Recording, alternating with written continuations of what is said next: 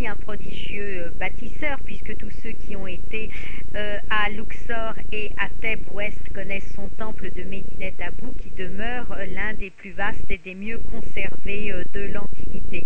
Alors, il fut un combattant exemplaire, notamment contre les Libyens, mais également contre ce qu'on a appelé les peuples de la mer. Ça a été aussi un homme politique qui a réorganisé après une période de troubles la société égyptienne, les lieux de culte et l'administration, et un destin donc qui nous a été narré grâce à un long papyrus, certainement le plus long papyrus connu en Égypte, que l'on appelle le papyrus Harris, et bien nous permet de reconstituer la vie de ce pharaon. C'est le seul exemple de récit d'un règne égyptien qui se trouve ainsi sur un papyrus aussi long. Alors, bien sûr, je ne peux pas vous décrire toute la vie de Ramsès III. D'ailleurs, donc, ce travail va donner lieu à une trilogie.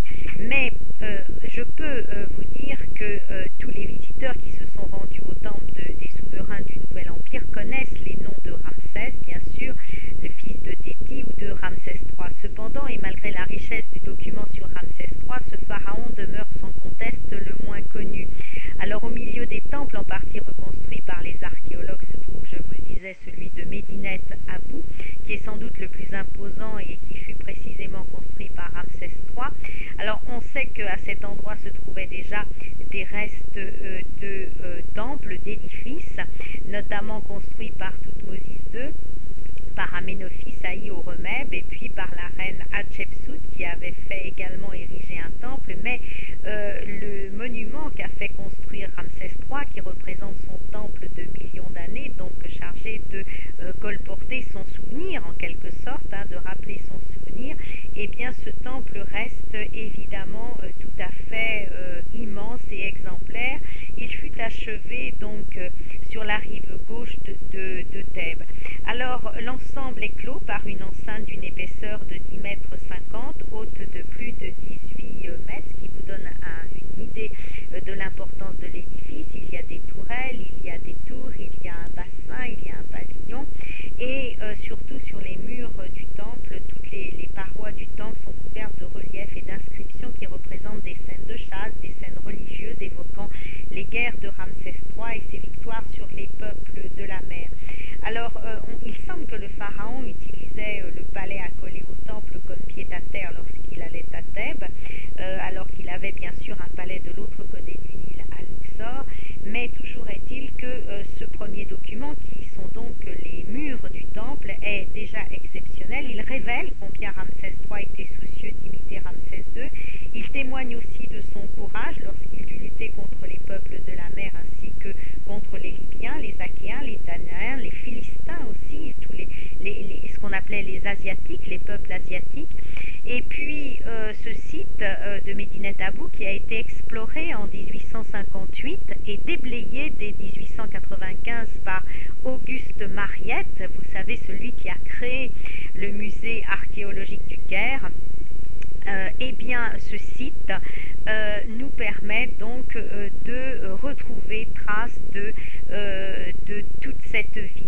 Alors, il faut savoir que d'autres archéologues ont bien sûr continué à travailler sur ce site qui a été fouillé très minutieusement par Davis, et c'est l'Institut oriental de Chicago qui a fait un relevé en 6 campagnes des temples de 1927 à 1933. Alors que nous ont révélé ces fouilles? Eh bien, d'inestimables documents, des procès qui datent de l'époque de Ramsès III, qui nous permettent de voir comment fonctionnaient déjà les procès et comment fonctionnait la justice à cette époque-là, toujours grâce à cet immense papyrus, le papyrus Harris, qui est aujourd'hui conservé au British Museum de Londres et qui a été découvert en 1855 dans une cachette où il avait sans doute été dissimulé par les prêtres de Médinet Abou. qui protégeait donc tout ce qui appartenait à Ramsès III. Alors on y trouve, je vous l'ai dit, sur ce papyrus Harris également le fonctionnement de l'administration, de nombreux détails sur la vie égyptienne, les institutions religieuses, civiles, militaires. Et ce papyrus est divisé en 24 feuillets qui représentent donc un rectangle de 42 cm de haut et de 42 mètres de longueur. Il s'agit actuellement, je vous le disais, du plus long papyrus connu, 1500 lignes écrites par 5 scribes qui constituent une sorte d'autobiographie de Ramsès III, présentée sous la forme d'un discours que le roi aurait adressé aux dieux et à ses sujets quelques jours avant sa mort. Alors on ne sait pas en réalité si c'est Ramsès III lui-même qui a écrit ce papyrus ou bien si c'est son fils et successeur Ramsès IV qui l'aurait écrit donc pour rappeler les faits de son père. Toujours est-il que ici nous avons un règne égyptien narré en deux parties, un discours aux dieux, je vous l'ai dit, sur 74 pages et un discours au peuple sur 5 pages. Dans la première partie se succèdent de nombreux discours aux dieux des différentes villes d'Égypte et un discours aux dieux de villes secondaires. Mais ce qui est intéressant aussi, c'est qu'on y trouve une conspiration de harem peu ordinaire, car Ramsès III aurait pu être victime d'un complot organisé par l'une de ses femmes, puisque vous savez que le roi avait une grande épouse royale, mais qu'il avait aussi des épouses secondaires, et que donc cette épouse aurait organisé avec les plus hauts fonctionnaires du palais un complot contre le roi pour mettre son propre fils sur le trône d'Égypte.